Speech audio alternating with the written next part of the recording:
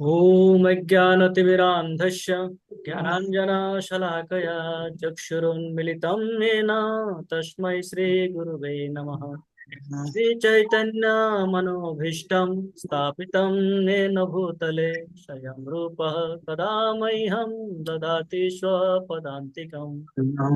वन्देऽहं श्रीगुरोः श्रीयुतपादकमलं श्रीगुरुन् वैष्णवांश्च श्रीरूपं साग्रजातं सहगणं रघुनाथान्वितं तं सजीवं साद्वैतं सावधूतं परिजनसहितं कृष्णचैतन्यदेवं श्रीराधाकृष्णपादान् सहगण ललिता श्रीविशाखान्वितांश्च। हे कृष्णा करुणा सिंधु दीनबंधु जगतपते गोपेश गोपिका कांत राधा कांत नमस्तुते।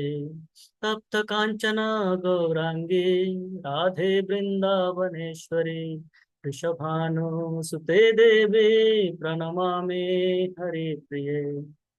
वाञ्छाकल्पतरुभ्यश्च कृपा सिन्धुभ्य एव च पतितानां पावनेभ्यो वैष्णवेभ्यो नमो नमः। जय श्री कृष्ण चैतन्य प्रभु नित्यानंद श्री अद्वैत गदाधर श्रीवासादि गौर भक्तवृंद। हरे कृष्णा कृष्ण कृष्ण हरे हरे हरे राम राम राम राम हरे हरे। हरे कृष्णा कृष्ण कृष्ण हरे हरे हरे राम राम राम हरे हरे। हरे कृष्णा कृष्ण कृष्ण हरे हरे हरे राम राम राम हरे हरे। हरे कृष्णा। हमने चर्चा प्रारंभ किया था श्रीमद् भागवत गीता, जो कि समस्त उपनिषदों का सार है। हमने सुना गीता महात्म्य में श्रीपाद आदि शंकराचार्य जी लिखते हैं, सर्व उपनिषद गावो दोग्धा गोपाल नंदन पार्थो वत्स सुधीर भोक्ता दुग्धम गीतामृतम महत। ये गीता क्या है? समस्त उपनिषदों से जो सार है, उस सार को निकाल के स्वयं भगवान श्री कृष्ण ये अमृत, इसका जो ये जो उपनिषदों का सार क्या है? अमृत है। ये अमृत रूपी भगवत गीता ये हमें प्रदान किया है, हमारे लिए, इस जीव के लिए, कली युग के जीव के लिए, उद्धार के लिए ये दिया देके गए हैं। ये ये ज्ञान आज का नहीं है। भगवत गीता का ज्ञान, ये ज्ञान परंपरा से चले आ रहे हैं। हाँ, लाखों, हाँ, अरबों वर्षों से ये चले आ रहा है ये ज्ञान। और भगवान पुनः इसको स्थापित करके गए हैं, इस ज्ञान को दापर के अंत में, कली के प्रारंभ में। दापर के अंत में ये इसलिए करके गए क्योंकि भगवान को पता है कि ये ज्ञान परंपरा से आ रहे थे, पर परंपरा बीच में टूट जाता है। टूटने के कारण क्या हुआ? ज्ञान थोड़ा सा, परंपरा टूटने से क्या होता है, सभी अपना जो बुद्धि है वो बुद्धि उसमें डाल देते हैं। तो गीता का जो शुद्धता था, जो शुद्ध उसका भाव था, जो शुद्ध उसका विचार था, उसमें मिश्रण घुस जाता है। और भगवान उसको, उन सबको दूर करने के लिए, समस्त भ्रम और शंकाओं को दूर करने के लिए भगवान पुनः ये गीता बता के जाता है अर्जुन को सामने रख के, हमारे लिए। पार्थो वत्स सुधीर भक्ता। अर्जुन सामने वत्स के रूप में था, जैसे गौ माता दूध देते हैं, सामने उसका बछड़ा होते हैं। दूध बछड़े का प्रथम प्राप्त है, उसको मिलता है, पर दूध जो आता है वो दूध समस्त जनों में बांट दिया जाता है। उसी प्रकार अर्जुन को सामने रख के भगवान ने ये गीता का ज्ञान पुनः बांटा संसार में, ताकि कली युग में विशेषतः हम हमारी उद्धार हो सके। तो ये ज्ञान हमारे लिए दिया है। स्वयं भगवान श्री कृष्ण आते हैं। भगवान श्री कृष्ण आते हैं अपना वैकुंठ धाम छोड़ के इस मर्त्य लोक में। क्यों? परित्राणाय साधूनां विनाशाय च दुष्कृताम् धर्म संस्थापनार्थाय संभवामि युगे। भगवान मुख्यतः आते हैं परित्राणाय साधूनाम। ये साधु, ये जो साधु जन है, जो इस जन्म मृत्यु जरा व्याधि से मुक्ति पाना चाहते हैं, उनको मुक्ति देने के लिए भगवान पुनः पुनः आते हैं। हम्म, और आके इस प्रकार ज्ञान देके जाते हैं। तो ये ज्ञान है गीता। इस गीता का जो कि समस्त उपनिषदों का सार है, इस गीता का सार, समस्त गीता में 700 श्लोक है। 700 श्लोकों में 4 श्लोक है दशम स्कंध के, 8, 9, 10, 11। श्लोक संख्या 8, 9, 10, 11 दशम अध्याय के, सॉरी, भगवत गीता के दशम अध्याय के 8, 9, 10, 11, ये 4 श्लोक है जो कि चतुश्लोकी के नाम से प्रख्यात है। कारण ये 4 श्लोकों में समस्त गीता का सारांश है। समस्त गीता का जो संवाद है, ये इसी 4 श्लोकों में मिल जाता है। इसलिए इसे कहते हैं चतुश्लोकी गीता। हाँ, जिसकी 4 श्लोकों के द्वारा समस्त गीता का भाव को, समस्त गीता का जो संवाद है, उसको हम समझ सकते हैं। तो उस चतुश्लोकी का हमने चर्चा प्रारंभ किया था। हम उसी को कंटिन्यू करते हैं, क्योंकि हम ये अवसर मिला है, हम ये अवसर का लाभ उठाते हुए। तो प्रथम तो एक बार हम इसका चर्चा करते हैं, इसका श्लोकों को उच्चारण करते हैं। श्रीमद् भागवत गीता अध्याय संख्या 10, श्लोक संख्या 8, 9, 10, 11। इसमें कहते हैं, अहम सर्वस्य प्रभवो सर्वं मत्तः प्रवर्तते इति मत्वा भजन्ते मां बुधा भावो समन्वितः मच्चित्तमद्गत प्राण बोधयन्तः परस्परं कथयन्तश्च मां नित्यं तुष्यन्ति च रमन्ति च तेषां सततयुक्तानां भजतां प्रीतिपूर्वकं ददामि बुद्धियोगं तं येन मामुपयान्ति ते तेषामेवानुकम्पार्थम् अहम् अज्ञानजं तमः नाशयामि आत्मभावस्थो ज्ञानदीपेन भास्वता। अत्यंत सुंदर श्लोक है, पढ़ने में भी, इसको उच्चारण करने में भी आनंद आता है। एक बार पुनः करते हैं।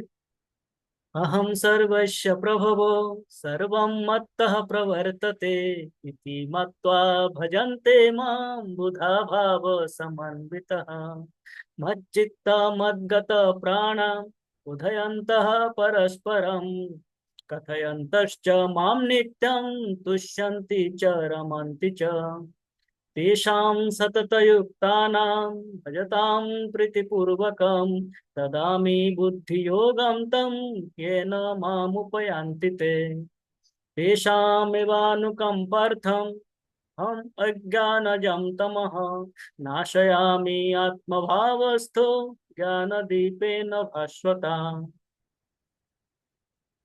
इस 4 श्लोकों में गीता का जो मूल विषय वस्तु है, 5 विषय: ईश्वर, जीव, प्रकृति, काल और कर्म, इसके विषय में गीता चर्चा करते हैं।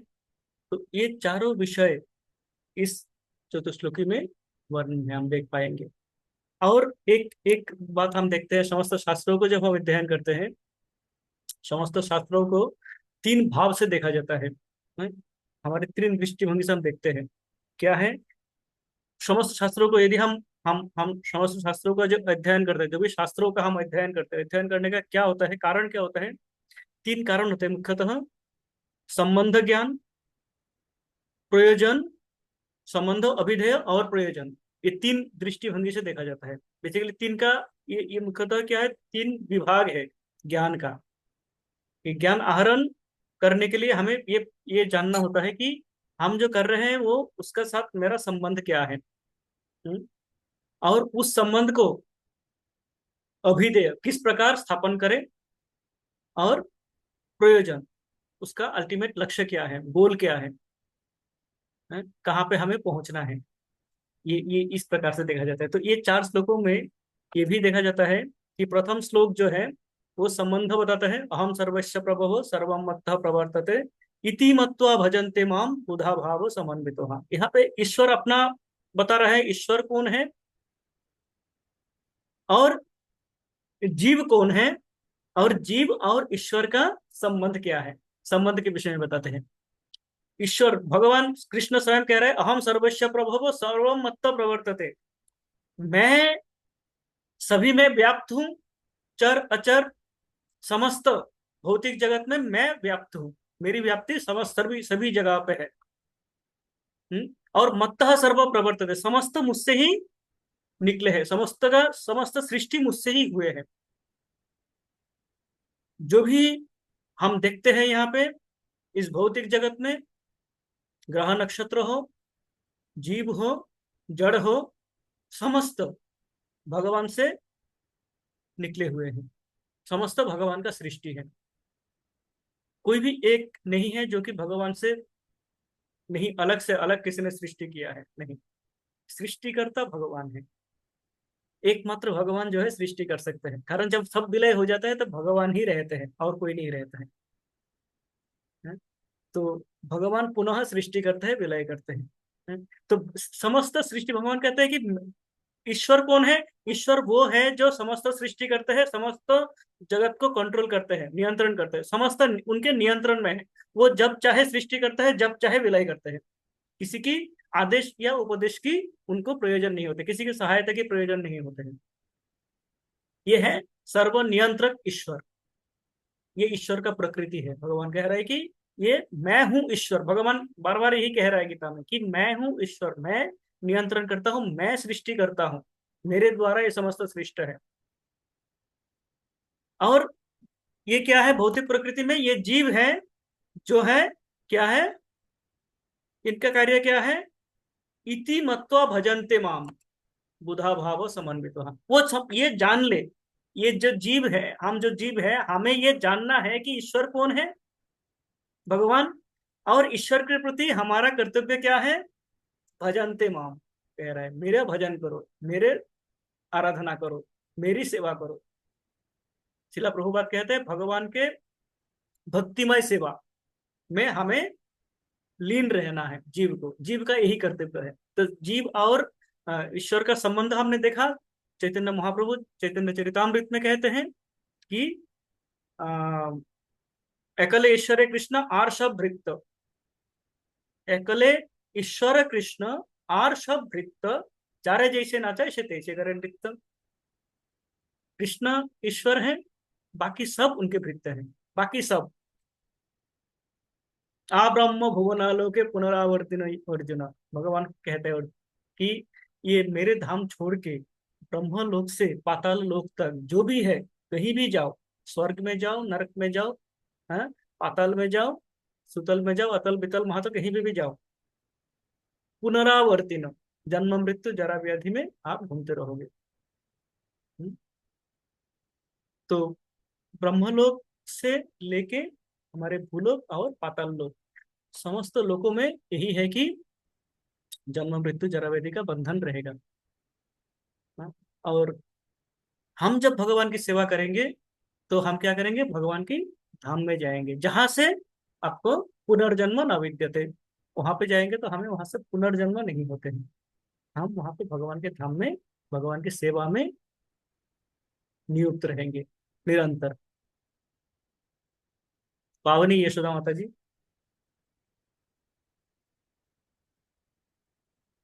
माता जी अनम्यूट करके बोलिए आपका।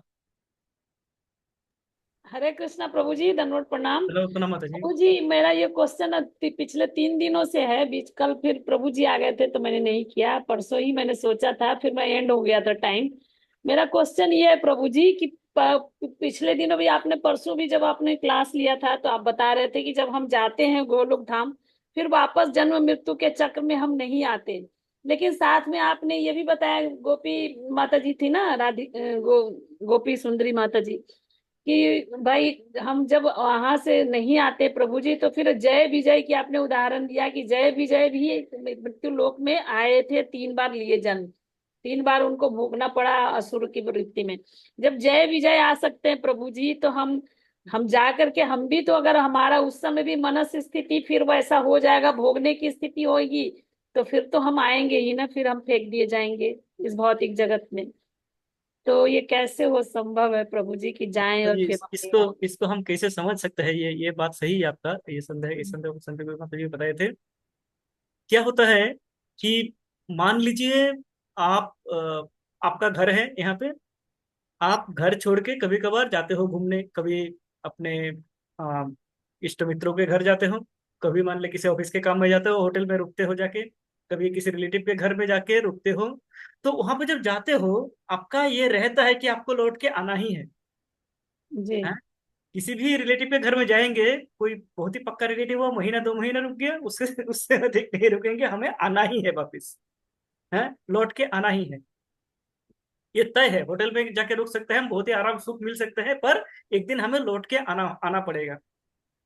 पर अपना घर जब आते हो आप, हाँ, अपना घर में जब आ जाते हो, तब आप क्या है, यहाँ पे आप रहते हो कंटिन्यूअस, फिर आपको ये लौट के जाने के लिए नहीं आते हो, आप अपने घर में आते हो, घर में रुकने के लिए, घर में ही रहूंगा मैं, ठीक है। लेकिन फिर भी घर से कभी कभी जाना पड़ता है।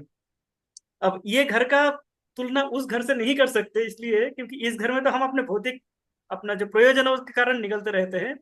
पर वो जो धाम है, उस धाम से हम तब निकलते हैं, या तब हमें निकलना पड़ता है, जब हमें वहां पे रहते रहते क्या हो जाता है, ये भावना आ जाता है कि अरे मैं भी तो ईश्वर हूँ।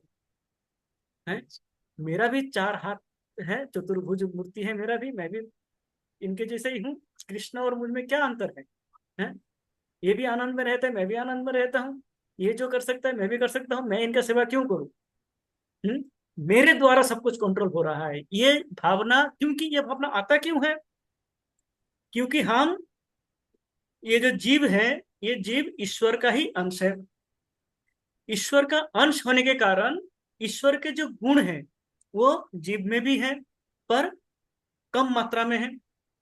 तो ये मात्रा का ज्ञान जब तक हम में रहता है, हम ईश्वर के कंट्रोल में रहते हैं। हमें हमें जब पता रहता है, हमें जब ये स्मरण रहता है कि मैं तो एक बिंदु हूँ, भगवान सिंधु है और मैं एक बिंदु हूँ, है, मैं अणु हूँ और भगवान क्या है, विभु है। ये जब ये जानकारी, ये बुद्धि जब तक मेरे इसमें मस्तिष्क में रहते हैं, तब तक मैं भगवान का सेवा में लगा रहता हूँ। पर क्या हो जाता है, क्योंकि ये भगवान का ही अंश है, तो कभी कभार किसी किसी का ये भावना दब जाता है और अहंकार ऊपर आ जाता है। उनका क्या हो जाता है, यह हो जाता है कि मैं भी कंट्रोल कर सकता हूँ, है, मैं भी ईश्वर बन सकता हूँ, मेरे में भी वो सारे गुण है, मैं भी यही तो करता हूँ, यहाँ पे तो मैं भी इसे आनंद में रहता हूँ, भगवान पे आनंद रहता है, तो मैं उनका सेवा क्यों करूं? जब ये भावना मतलब मन ये प्रभु जी के स्वामित्व की भावना आ जाती है। आ जाती है, हाँ, कि मुझे स्वामी बनना है, नहीं, स्वामी। 2 दिन नौकरी कर ली, अब मुझे मालिक बनना है। तो ये भावना आते ही भगवान को समझ में आ जाता है कि इनमें प्रदूषण आ गया है, इनमें कंटेमिनेशन आ गया है। तो भगवान बोलता है ठीक है, चाहिए आप भोगिए। तो इस भोगने का उदाहरण में हम देखते हैं जय विजय का एक उदाहरण, इसे इसे अनेकों उदाहरण है जो वहां से वैकुंठ से च्युत होके आना पड़ा, उनको लौट के आना पड़ा। कारण क्या है कि स्वामित्व की भावना, कि मुझे ईश्वर बनना है। तो और इसी के लिए भगवान ने ये भौतिक जगत का सृष्टि किया है।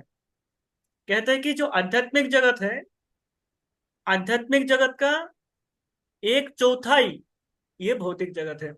अर्थात हमारी जो भौतिक जगत है, भौतिक जगत का अर्थ ये पृथ्वी नहीं है, ये विश्व ब्रह्मांड है।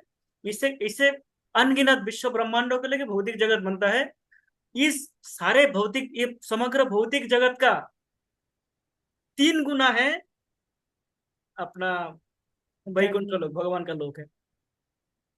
ठीक है, तो वहां पे इतने सारे जीव हैं जो आनंद में रह रहे हैं। हम हमारी मूर्खता के कारण हमें इस लोक में आना पड़ा, और हम यहाँ पे पता नहीं कितनी योनियों में घूम रहे हैं कितने काल से।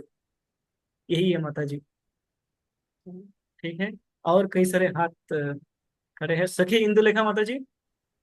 हरे कृष्णा प्रभु जी, दंडवत प्रणाम। प्रभु जी, एक लेक्चर में मैंने सुना था, हमारे किसी क्लास में सुना था मैंने, कि जो जय विजय जो कह रहे हैं कि वो उनको भी आना पड़ता है। तो मैंने उस लेक्चर में ये सुना था कि हाँ वो भी आते हैं, लेकिन इसलिए कि जब भगवान को लीला करना होता है तो भगवान अकेले थोड़ी आके लीला करेंगे। असुरों को भी लेके आते हैं, अपने सखा संबंधी को भी लेके आते हैं, मित्रों को भी लेके आते हैं, तो वो साथ में लेकर आते हैं अपने, उनको सबको साथ में लेके आते हैं, अपने पार्षदों को भी लेकर आते हैं। तो लीला भगवान अकेले नहीं करेंगे, तो उनको इसलिए भी लेकर आते हैं। हमारे अंदर जो है वो कहने स्वामी तत्व का भावना है कि हमें स्वामी बनने की जो हमारे अंदर चाहे, वो तो रीजन है, लेकिन ये एक रीजन ये भी है, जो जय विजय तो काफी हाई लेवल के डिवोटी हो गए, अभी तो हम उनके कण भी नहीं है, एक डस्ट पार्टिकल भी नहीं है, वो तो किस किस लेवल तक है कि भगवान के साथ लीला कर रहे हैं। तो ये भी है, उनके साथ कंपैरिजन तो हमारा करना गलत ही है वैसे तो। हाँ हाँ, बिल्कुल सही माता जी। क्योंकि जय विजय जब आते हैं तो यहाँ पे आके लीला करने के लिए भी वो क्या बनते हैं, हिरण्यकशिपु बनते हैं। वो रावण बनते हैं। हम में वो क्षमता नहीं है कि हम हिरण्यकशिपु बन जाए, रावण बन जाए। ये जो समझने के लिए कि आते हैं। और जो पार्षद आते हैं भगवान के, भगवान जो पार्षदों को लेके आते हैं, जैसे वृंदावन में आते हैं तो समस्त देवतागण आ जाते हैं यहाँ पे मनुष्य रूप में भगवान के साथ में लीला में। वो अपने कर्म के कारण नहीं आते हैं, वो भगवान से प्रार्थना करते हैं कि हमें आपका जो कृष्ण लीला है उसमें हमें सम्मिलित होना है, और हमें सम्मिलित कीजिए। उस प्रार्थना के कारण उनको यहाँ पे लेके आते हैं। तो ये अलग विषय हो गया। पर ये जो हमारा कर्म का विषय है, कर्म का विषय यह है कि क्योंकि हम आते हैं हमारे कर्म के कारण। हम जब वहां पे स्वामित्व की भावना करते हैं तब हम आते हैं, और हम यहाँ पे आके यहाँ पे क्या करते हैं, इस भौतिक जगत में हम जन्म मृत्यु जरा व्याधि के चक्कर में घूमते रहते हैं। ठीक है, जो पार्षद आते हैं भगवान के साथ में, वो पार्षद भगवान के साथ में चले भी जाते हैं। ठीक है, उनका जन्म मृत्यु जरा व्याधि के नहीं, वो कर्म के कारण नहीं आते हैं, वो लीला का स्वाद आस्वादन करने के लिए भगवान से प्रार्थना करके भगवान का स्पेशल आशीर्वाद प्राप्त होके आते आप आते हैं। तो हमारे में वो ना ही वो योग्यता है कि हम भगवान के लीला में युक्त हो, ना ही हमारे में वो योग्यता है कि हम रावण या हिरण्यकशिपु जैसे इतना भी भयंकर द्वेषी बन जाए भगवान से कि भगवान स्वयं आए और हमें लेके जाए। ठीक है, तो हम तो एकदम ही जैसे आपने बताया एकदम ही निकृष्ट जीव है, जो कि कहीं पे जी गिनती नहीं है, और हम यहाँ पे भुगतते रहते हैं। तो हमारे लिए रास्ता ही है कि एक्चुअली भगवान का जी भक्ति करें और यहाँ से निकल जाए। थैंक यू माता जी, थैंक यू। एक्चुअली प्रभु जी, भक्तों में इतना क्रियोसिटी हो जाता है ना, भक्ति करते करते उनको लगता है कि हम अपना परमानेंट वीजा एम्बेसी में लगा कर जाएं। वो हमें ये है कि हम अभी कर लें, अभी कर लें, अभी जो हमें करना है वो उस पर हम फोकस ना करके एम्बेसी की तरफ ध्यान दिए जा रहे हैं कि हम अपना करते रहे, एक टाइम तो लग ही जाएगा परमानेंट, अगर प्रभुपाद जी ने बोल दिया तो वो क्रियोसिटी हो जाती है, होती है कि जैसे माता जी कह रहे हैं, पावनी माता जी। तो वो क्यूरियोसिटी होती है कि हाँ हमें कैसे पता लगेगा, हम वहां पर पक्का चले जाएंगे, फिर हम वहां पर परमानेंट वहां का पीआर मिल जाएगा हमें, ऐसा होगा। वो क्यूरियोसिटी होता है भक्तों में ये जानने के लिए कि हम वहां जाकर फिर वापस के तो नहीं आएंगे। Thank you, thank you. चारू रूपिणी माता जी। हरे कृष्णा प्रभु जी। प्रभु जी, मैं ये कह रही थी कि जब तक अन्य अभिलाषिता शून्यम नहीं होगा तब तक तो हम धाम जा ही नहीं सकते। और जब तक जब अभिलाषा खत्म ही हो जाएगी तो वहां तो फिर अभिलाषा आने की बात नहीं हो सकती ना प्रभु जी। जी जी माता जी, यही होता है। पर यही यही अन्य अभिलाषा था। इसमें क्या होता है कि हम जब आ गए हैं यहाँ पे, जब हम कंटामिनेटेड हो गए हैं, हमें जब इस प्रकार संक्रमण हो गया है, तो क्या होता है कि हमें यहाँ से मुक्ति प्राप्ति के लिए, यहाँ से पवित्र होने के लिए हमें अन्य अभिलाषिता शून्य होना पड़ता है। हो क्या, हम वापिस जाते हैं ताकि हम अनगिनत वर्षों, हाँ, उस धाम में आनंद में रहते हैं। रहते रहते फिर क्या हो जाता है, किसी किसी का ये स्वामित्व की भावना आ जाते हैं। यही कारण है कि ये भौतिक जगत चल रहा है।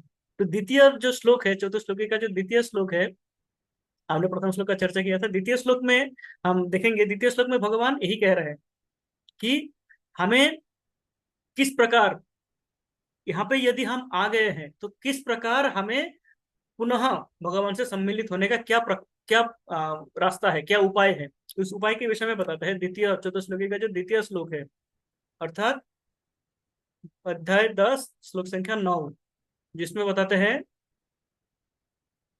मच्चित्त मद्गत प्राण बोधयन्तः परस्परं कथयन्तश्च मां नित्यं तुष्यन्ति च रमन्ति च। मच्चित्त मद्गत प्राण, भगवान कह रहे हैं कि ये जो ये जीव है, ये जीव जाता है और ये घूमते रहते हैं जन्म मृत्यु के चक्र में, अपना इंद्रिय तृप्ति में घूमते रहते हैं। जिस भावना को लेके वो मेरे धाम से यहाँ पे आ गए थे, स्वामी बनना है, उस स्वामित्व और ये जो एंजॉइंग मेंटेलिटी, भोगने की प्रवृत्ति, ये भोगने की प्रवृत्ति को लेके आते हैं और भोगने की प्रवृत्ति में क्या होता है, ये घूमते रहते हैं। पर उसमें से कुछ क्या होता है, जैसे चैतन्य चरितामृत में बताते हैं कि चैतन्य महाप्रभु बता रहे हैं कि ब्रह्मांड भ्रमिते कोनो भाग्यवान जीव गुरु कृष्ण प्रसादे पाए भक्तिलता बीज।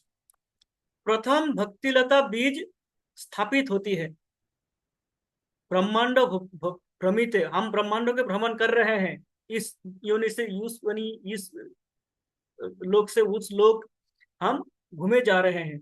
हाँ, घूम ही रहे हैं हम, कारण हमारे में वो भोगने की प्रवृत्ति, प्रभुत्व जमाने की प्रवृत्ति।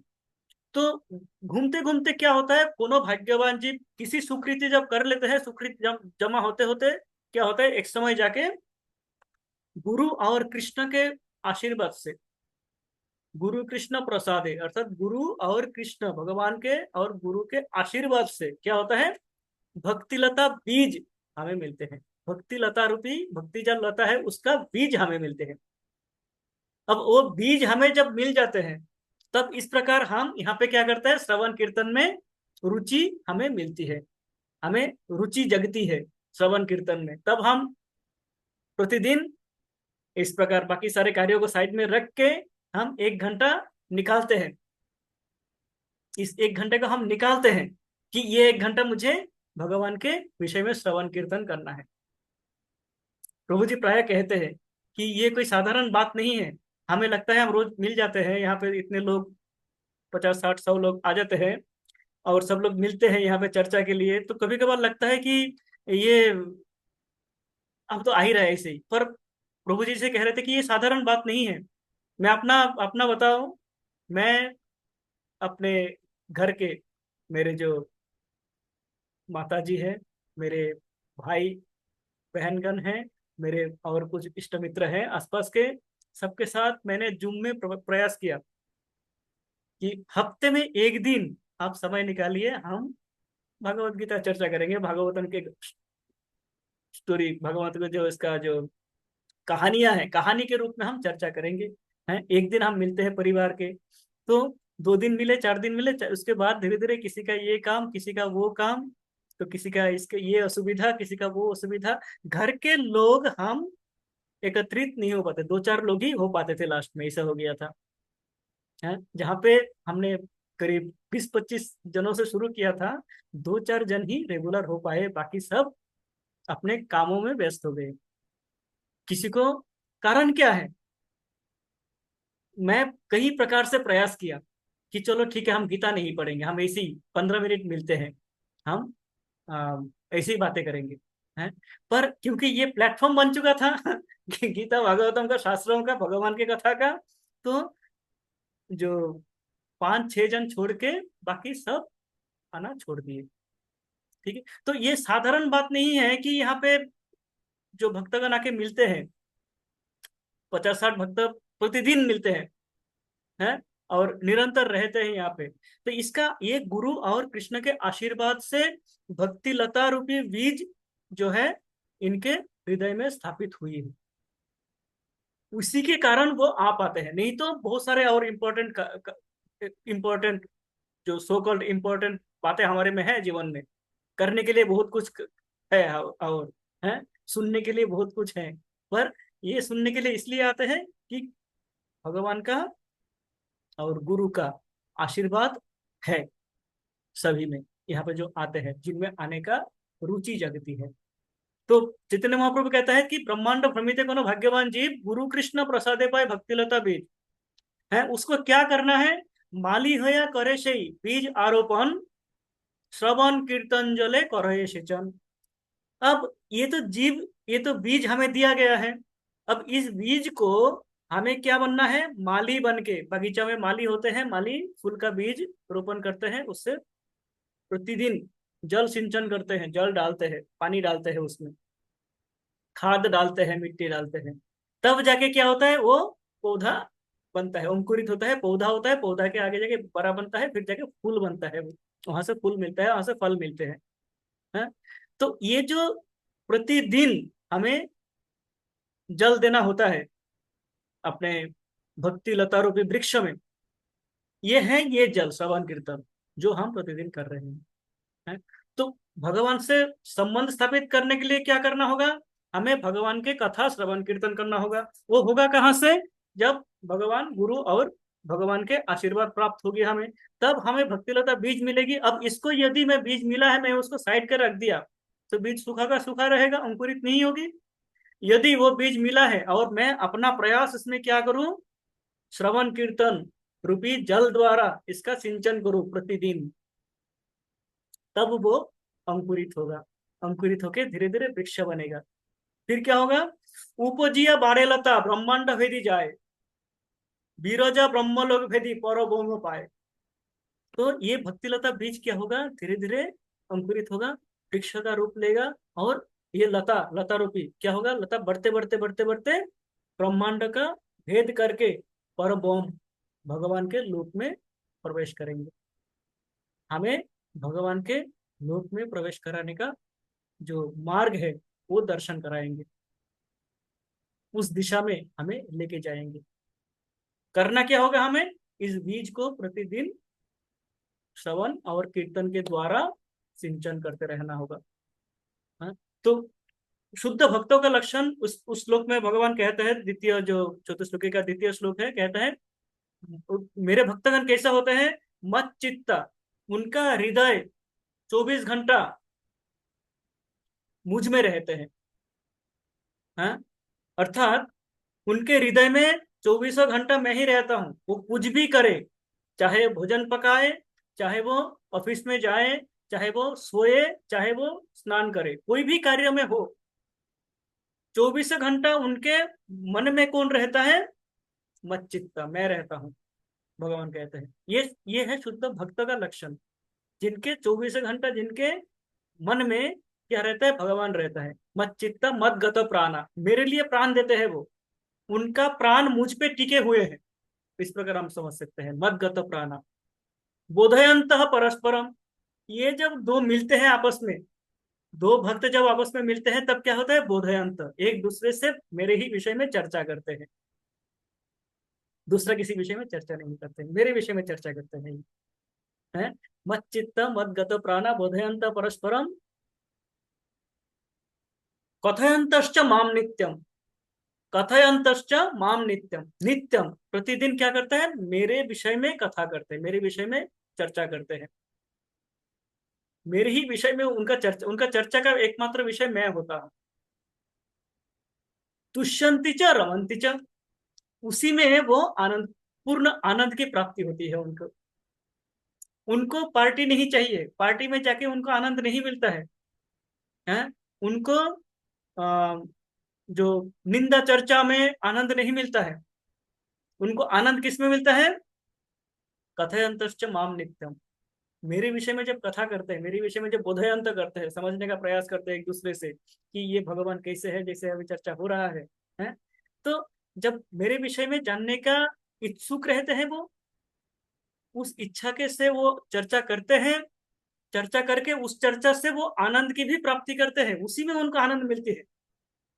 उनको ब्लॉकबस्टर मूवी देख के आनंद नहीं मिलती है, हैं? उनको आनंद मिलती है ये कृष्ण के विषय में जान के।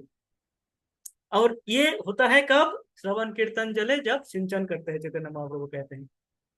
तो ये जो हम चर्चा कर रहे हैं, यही भगवान कह रहे हैं कि यही रास्ता है, यही मार्ग है मुझ पे आने का।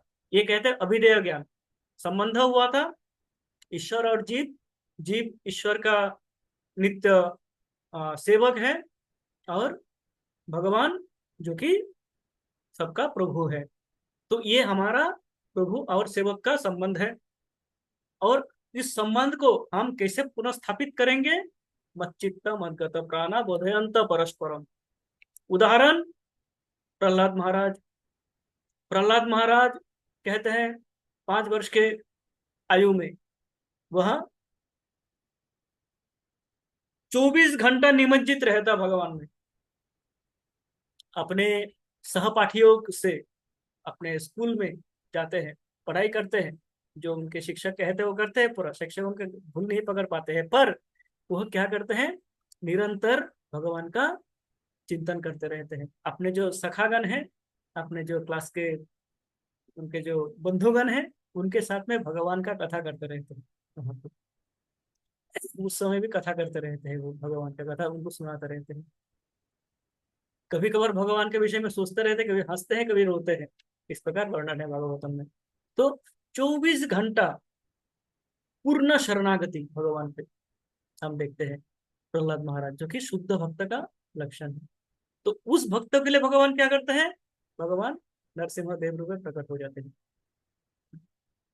इसके बाद हम देखते हैं भागवतम। भागवतम पूरा भगवान और भक्त के विषय में चर्चा है। यदि हम भागवतम को देखें, पूरे भागवतम में भगवान और भक्त उनके विषय में ही चर्चा, उनके संबंध, उनके साथ क्या हुआ, क्या लीला है। तो भक्त और भगवान का लीला ही है भागवतम। मुख्यतः हमने देखा सप्तम स्कंध में प्रहलाद महाराज, फिर आता है अम्बरीश महाराज, षष्ठ स्कंध में आए थे। अम्बरीश महाराज का क्या है? अम्बरीश महाराज कहते हैं कि वो महाराज हैं, और वह 24 घंटा भगवान पे अपना समस्त अपना जो 10 इंद्रिय और मन, मन को लेके 11 इंद्रिय भगवान पे समर्पित किए हुए हैं। सबई मन कृष्ण पदारो विंदयोर वाचांसी वैकुंठ गुणानुवर्णने, भगवत में वर्णन है। तो ये अपना तन मन वचन समस्त भगवान पे समर्पण करके 24 घंटे भगवान के सेवा में नियोजित रहते हैं। जी माता जी, पवनी माता जी बताएंगे। प्रभु जी, एक जगह हमने पढ़ा, वो गौरिया मठ से हैं, वो गुरु महाराज जी गौरिया मठ के हैं, स्वामी नारायण जी, उनका एक कोटेशन मैंने पढ़ा। उसमें यह था कि एक एक व्यक्ति को सांप काट लेता है और वो मर जाता है सांप के विष से। तो उसको किसी तांत्रिक जो मंत्र सिद्ध किए हुए थे उसके पास ले जाता है, और वो पूरी रात उसके गार्जियन से कहता है इसके सर पे पानी डालो, और पूरी रात वो मंत्र पढ़ता है। तो मंत्र से उस सांप के विष को काट डालता है, मतलब सांप का विष उतर जाता है और वो पुनः जीवित हो जाता है। तो उन्होंने ये कहा कि जब मामूली कोई एक मंत्र सिद्ध करके वो सांप के विष को हटा दिया, जिससे मृत्यु से कोई बाहर निकल नहीं सकता, तो हरे कृष्ण महामंत्र तो ऐसा मंत्र है जो सारे विषों को, जितना भी विष है हमारे भीतर, सांप से भी जहरीला विष, उसको भी काट देता है। तो हमें ये मान के चलना चाहिए ना प्रभु जी, कि अगर हरे कृष्ण महामंत्र अगर हम ठीक ठीक से जप रहे हैं, भाव पूर्वक, अगर भाव भी हमारे अंदर जग जाती है, तो मेरा बेड़ा पार हो सकता है शायद। मैंने आज ही पढ़ा प्रभु जी वो वाली, तो इसीलिए मैंने आपसे शेयर किया। बिल्कुल माता जी। तो थैंक यू माता जी। इसी इसी श्लोक के तात्पर्य में प्रभुपाद भी यही कहते हैं कि हमारा जो श्रवण कीर्तन का जो मेन मंत्र है, मुख्य मंत्र है, जैसे आपने बताया, हरे कृष्ण कृष्ण कृष्ण हरे हरे, हरे राम राम राम हरे हरे, ये महामंत्र। हाँ, ये महामंत्र हमें क्या कर सकते हैं? इस भौतिक जगत से उस आध्यात्मिक जगत में लेके जा सकते हैं। एकमात्र एक यही मंत्र है जो हमें ये समस्त मंत्रों का जो राजा है वो हमें लेके जाएंगे वहां पे, भगवत धाम तक। ठीक है। तो ये तो थैंक यू, मतलब यही यही है, सार है कि चैतन्य महाप्रभु कहते हैं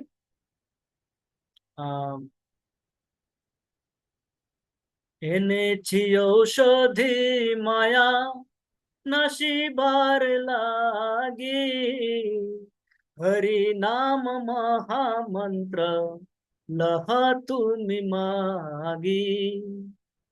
चैतन्य महाप्रभु कहते थे ये हरि नाम महामंत्र है, मैं ये औषधि लेके आया हूँ वैकुंठ से, ये मंत्र देने के लिए ही मैं आया हूँ। हैं, ये वैकुंठ क्या है? वैकुंठ का औषधि है ये। किस लिए? माया नाशीवार लागी। ये जो माया में आप ढके हुए हो, जिस कारण आप समझ नहीं पा रहे हो आपका स्वरूप, आप समझ नहीं पा रहे हो कि जीवेर स्वरूप है कृष्णेर नित्य दास, जीव का स्वरूप है कृष्ण का नित्य दास। ये स्वरूप को आप समझ नहीं पा रहे हो, कारण माया का चादर ने आपका दृष्टि बंद कर दिया है, आपको आगे दिख नहीं रहा है? तो इसको नाश करने के लिए, इस चादर को हटाने के लिए क्या लाया हूं मैं? ये औषधि लाया हूं। औषधि क्या है? हरि नाम महामंत्र। इसको आप लो, मेरे से मांगो, लो। है, इसके लिए आपको कोई आ, फीस देने की आवश्यकता नहीं है, कोई पैसा देने की आवश्यकता नहीं है, आप मांग लो, बस ले लो। तो चैतन्य महाप्रभु आके ये बांट के गए हैं कि आपको क्या करना है। मत चित्त मत गत प्राण बोधयंत परस्परम। सदा सर्वदा मन में, आपके मन में मैं होना चाहिए, ये भगवान होना चाहिए, भगवान का नाम रूप गुण लीला होना चाहिए। बोधयंत परस्परम, आप जब आपस में मिलते हो तो क्या करो, एक दूसरे से क्या करते हो? मेरे इसी नाम रूप गुण लीला के विषय में चर्चा करो, समझने का प्रयास करो एक दूसरे से। तो इसी ऐसे जब करते रहोगे नित्यम, और इसमें जब आप आनंद की प्राप्ति करोगे, आपको जब इसमें आनंद आने लगेगा, आने लगेगा, आपको जब लगेगा कि ये जो 1 घंटा मैं बैठता हूँ प्रतिदिन, उस 1 घंटे से मेरा पूरा बाकी 23 घंटा चलता है, अगला 23 घंटा इस 1 घंटा से चलता है। जब ये भाव आएगा मन में, तब हम समझेंगे कि हमें रुचि जगी है। हाँ? और उस रुचि जब जगेगा, तब हम रुचि के साथ में जब भगवान का नाम लेंगे, तब क्या होगा? नाम अपराध नहीं होगा। हाँ? अन्यथा क्या होगा? नाम अपराध होगा। तो नाम तो महामंत्र है, पर महामंत्र के साथ में हमने औषध, कोई अच्छा, बहुत ही अच्छा औषध हमने, मेडिसिन हमें मिला, मेडिसिन हम ले रहे हैं, साथ साथ में हमने मान लीजिए जहर भी ले रहे हैं, विष भी पान कर रहे हैं, तो क्या होगा? विष की क्रिया और औषध की क्रिया, दोनों क्रिया मिला के क्या होगा? औषध की क्रिया को थोड़ा कमजोर कर देंगे। वो उतना कार्यकर नहीं होने देंगे। एक व्यक्ति का जॉन्डिस हुआ है, अब वो व्यक्ति क्या कर रहे हैं? जो दवाई दिया है, जो डॉक्टर ने बताया है, वो तो पालन कर रहे हैं, साथ साथ में डेली थोड़ा थोड़ा पी भी रहे हैं। तो उसका जॉन्डिस ठीक हो नहीं रहा है, तो वो क्या बोलेंगे? डॉक्टर ठीक नहीं है, औषध ठीक नहीं है। अरे भाई, जब तुमने जॉन्डिस को ठीक करने के लिए जो औषध खा रहे हो, जॉन्डिस बढ़ाने के लिए भी औषध खा रहे हो, तो क्या होगा? तो हमारा भी वही है, जो हम भगवान का नाम लेते हैं, ये महा औषध है। पर ये जो अपराध है, विभिन्न हम जानते हैं, नाम अपराध, वैष्णव अपराध, ये अपराध जब हम करते हैं तो वो क्या होता है? इस क्रिया को, औषध की प्रक्रिया को धीमा कर देता है, धीमी कर देते हैं, आगे नहीं बढ़ने देते हैं। हाँ? तो वो हमें क्या करना है? शुद्ध नाम लेना है, शुद्ध नाम, शुद्ध चित्त से नाम लेना है। तो उसके लिए क्या करना होगा? मत चित्त, चित्त में सदा सर्वदा भगवान होनी चाहिए। जब चित्त में सदा सर्वदा भगवान होंगे, भगवान रहेंगे चित्त में सदा सर्वदा, तो बाकी कलुष, जो कलमश है, वो कम रहेंगे, वो धीरे धीरे हट जाएंगे। हट जाएंगे तो क्या होगा? हृदय पवित्र होगा, तो वो नाम शुद्ध होगा। जब नाम शुद्ध होगा तो नाम का क्रिया भी शुद्ध होगा, तब हम आगे प्रयोजन तक बढ़ेंगे। तो आज समय हो चुका है, हम अगला 2 श्लोकों का चर्चा आगे के सत्रों में करने का प्रयास करेंगे, समझने का प्रयास करेंगे। और ये जो भगवान का जो अत्यंत अत्यंत सरल, मुझे लगता है कि अत्यंत सरल प्रक्रिया से भगवान ने समझाया है कि आपको करना क्या है मनुष्य जीवन में, और किस प्रकार आप पुनः अपने जो स्वरूप है, आपका जो असल रूप है, उस रूप में आप पुनः आ सकते हो। तो हम इसी भावना के साथ आज का सत्र यहीं पे समाप्त करते हैं। और आज का टाइम क्या हो गया?